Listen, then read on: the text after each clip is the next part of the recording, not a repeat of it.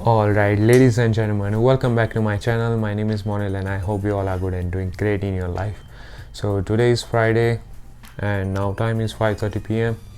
and this is the fifth video out of 7 videos जो मैं इस week में upload करने वाला हूँ and it's all going to be a spousal visa.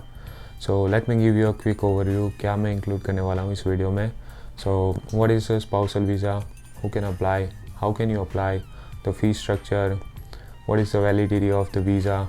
And how much you can work if you are on a spousal visa, and what kind of jobs you can do. So all about it. And before beginning this video, I just want to say, if you have any question or any doubt, you can always DM me on my Instagram @mysteriousmonil. Link is in the description below, and yeah, do check that if you like it and do follow. Now let's begin.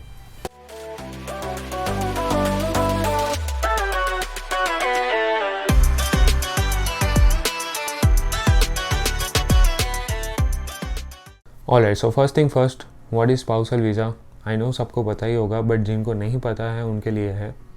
So basically जो भी students यहाँ पे आते हैं Canada में, जो already married होते हैं फ्रॉम देयर होम कंट्री, तो उनके स्पाउस जो भी वीज़ा पे आते हैं उनको बोलते हैं स्पाउसल वीज़ा. अब कॉमन लैंग्वेज में हम बोलते हैं उसको dependent visa. Alright, for example एक मैरिड कपल है एक्स एंड वाई, जिसमें हस्बैंड का नाम है एक्स और वाइफ का नाम है वाई. अगर हस्बैंड यहाँ पे आता है स्टूडेंट वीज़ा पे, means x is coming on student visa, तो उनकी वाइफ मतलब कि वाई डिपेंडेंट वीज़ा पे आएगी. और अगर वाई मतलब कि वाइफ यहाँ पे स्टूडेंट वीज़ा पे आती है तो उसका हस्बैंड एक्स यहाँ पे डिपेंडेंट वीज़ा मीन्स कि स्पाउसल वीज़ा पे आएगा. I hope it clears out. So apart from this, students who are having child back in their country, they can also sponsor children visa. I mean, they can also sponsor their children as dependent visa. But in this video, I'm not going to talk about it. So let's focus on spousal visa and continue.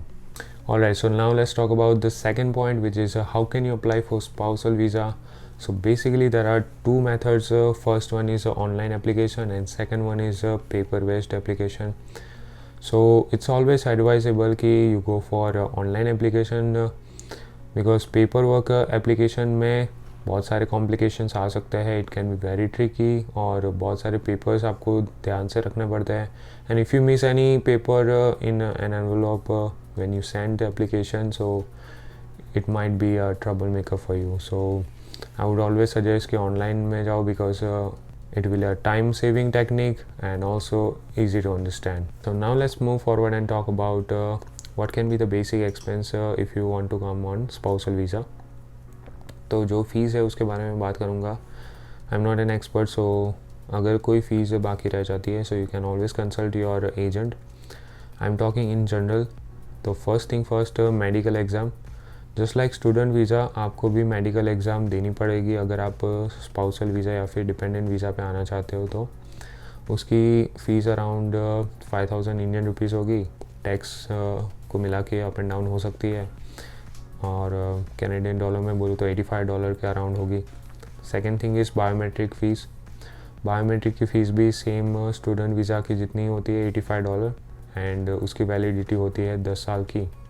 मतलब अगर आपने 2021 में एक बार biometric दे दिया तो 2031 तक आपकी biometric की वैलिडिटी होगी कनाडा में. और थर्ड थिंग इज़ कॉन्सुलेट फ़ी. मतलब जो प्रिंसिपल एप्लीकेंट होता है उसकी प्रोसेसिंग फ़ी होती है $475, और जो स्पॉन्सरशिप फ़ीस होती है वो होती है 75. तो टोटल हुआ $550 अगर आप स्टूडेंट वीज़ा पे हो यहाँ पे और आप अपने स्पाउस को स्पॉन्सर करना चाहते हो तो.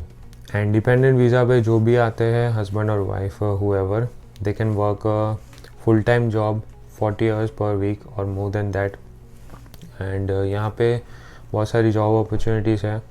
अगर आप फुल टाइम अवेलेबिलिटी देते हो कोई भी एम्प्लॉयर को, सो दे विल हायर मोर. तो उनका जो रेशियो होता है हायरिंग का, वो पार्ट टाइम जॉब एप्लीकेंट से ज़्यादा होता है, बिकॉज उन लोग को एक ऐसा रिलायबल और रिस्पॉन्सिबल एम्प्लॉय चाहिए जो लॉन्ग टर्म तक उनके वहाँ पे काम करे. एंड यहाँ पे बहुत सारी जॉब अपॉर्चुनिटीज़ है, जैसे कि फैक्ट्री में आप काम कर सकते हो, वेयर हाउस में काम कर सकते हो, सिक्योरिटी जॉब कर सकते हो. देन अगर आपके पास लाइसेंस और गाड़ी आ जाए तो फिर फूड डिलीवरी की बहुत सारी जॉब्स अवेलेबल है, ऊबर इट्स है, दैन डोरडैश है, स्किप द डिशेस, और उसके अलावा तो ये सारी जॉब्स अवेलेबल है, आप अप्लाई कर सकते हो।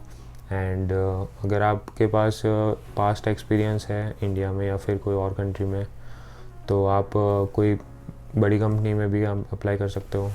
So now let's talk about how much time it takes to get dependent visa.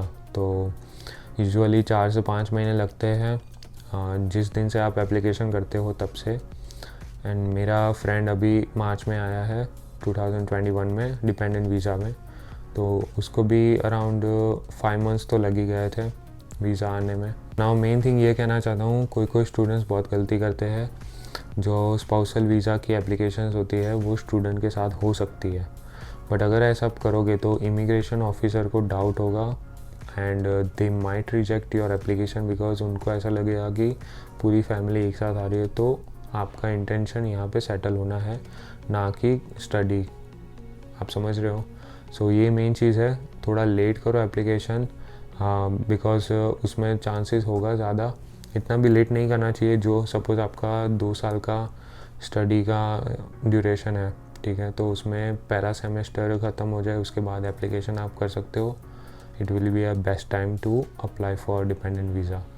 Okay, so that's it for today's video. I hope कि इस वीडियो से आपको थोड़ी बहुत तो हेल्प होगी, एंड अगर हुई है तो लाइक करें, शेयर करें and subscribe to my channel if you are new, and don't forget to press the bell icon. Also follow me on Instagram. अगर आपको कोई भी क्वेश्चन क्वेरी है तो you can always DM me @mysteriousmorning. Link is in the description below, and I will see you in the next video. Till then, enjoy your life, spread happiness, stay positive, take care, peace.